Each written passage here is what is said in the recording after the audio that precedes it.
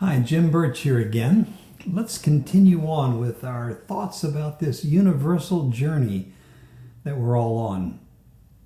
Today I want to start out with a little bit of a downer because we're going to talk about discouragement. All of us get discouraged at one time or another, but then we'll perk it up because we'll talk about how we're always eternally young.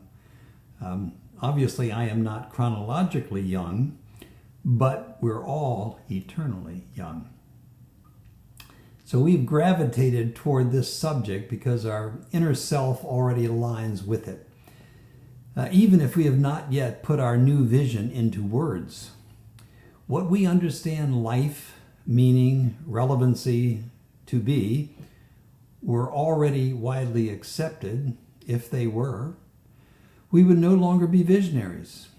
And yet we hardly are alone, as there are many visionaries now, yet we may or may not be outnumbered. It's hard to tell. So discouragement comes when we look around and people have not yet rushed to embrace the clarity it has taken us years to grow into. It takes a sense of humor, the ability to laugh at ourselves, our high expectations, or just to say to the conscious universe, that is your problem, not mine. When we get right down to it, aren't we all blessed to have been given these insights that work so well for us? Aren't we lucky to have the clarity to see that we are free and loved? What a good deal. We don't look at a newborn baby and say, that's an imperfect creature. It cannot speak, it can't read, it can't eat on its own, it has no job, and it cannot do anything. It even messes in its pants. No, we rather say, what a perfect and adorable baby. All those other things come in time. We have no need to be embarrassed about the limitedness of our infancy. With those wonderful things we did have then, we built ourselves and we grew so that we can accept ours and others' deficiencies, knowing that we are on the way to somewhere. The absolute silly thing would be to go back to acting and thinking like a baby now, when in fact we have grown beyond that and upon that. We may be only in the first or second grade, but we are no longer a baby. And so it is with humanity. And so it is with the religious organization we may belong to.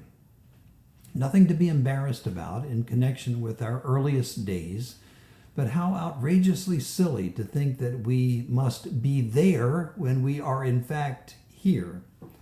Rome, Medina, and all the other institutionalized and dogmatic churches are trying to demand us back to our toddler days, and it won't work, not for long. It hardly works now among thinking people. You will feel the need to keep going in the direction your conscience takes you, because that is who you are, a creator, a reflection of the big creator. We are all compelled by our inner being to live in connectedness with each other.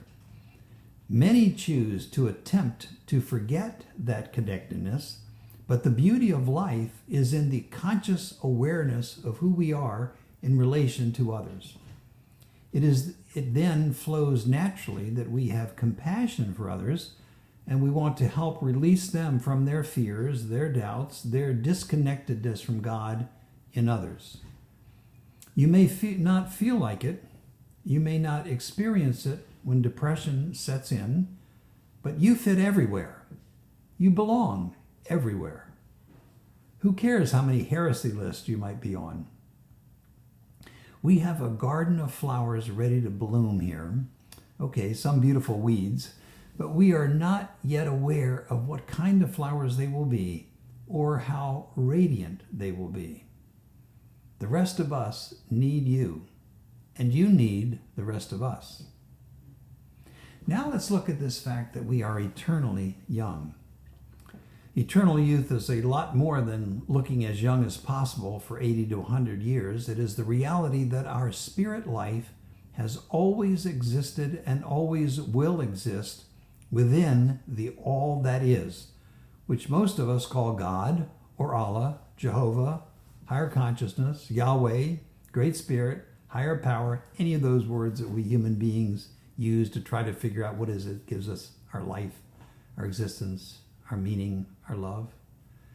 Our inner reality is ever learning, ever focused, ever gathering choices, turned experiences, turned memories, second by second, as we roll through eternity. This inner life that we call our soul has always been perfect because it is within the oneness that is God. It may not have achieved yet all the attributes of total perfection, but it starts out as baby perfection. This inner life of ours is the drop in the ocean, the candle in the sun. We're it all right, just not the all of it.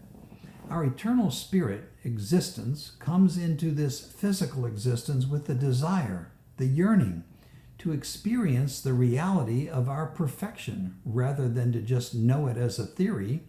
So each of our inner selves endures eternally. It is eternally young.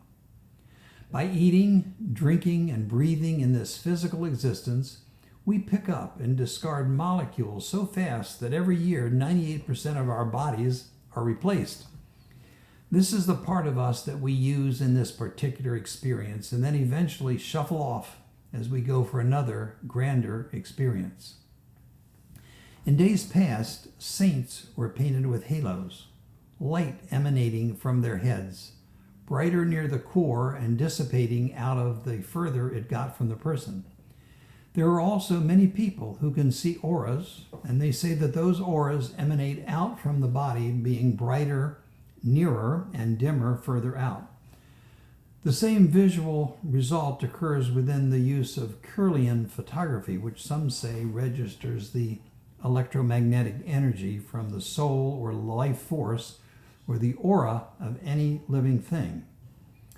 A pileup of anecdotal evidence then suggests that the soul, or what we call our life force, is not contained within the skin, but rather has no sharp edges and is a concentration of individuated energy with some whole of energy. Jesus called this, in the Aramaic language he spoke, Ruach, or the spirit of energetic movement within physicality that is holy. It also indicates that the body lives within the soul, not that the soul lives within the body. Let's keep our essential priorities in order. Reading Jesus in his own Aramaic language tells us that this is what he was teaching in his own language, paraphrased 2,000 years ago in those 2,000-year-old concepts. But it resonates with the core of virtually all religions, and it is now buttressed by the science as we discover it. We may not always look like it, but the real inner us is always eternally young.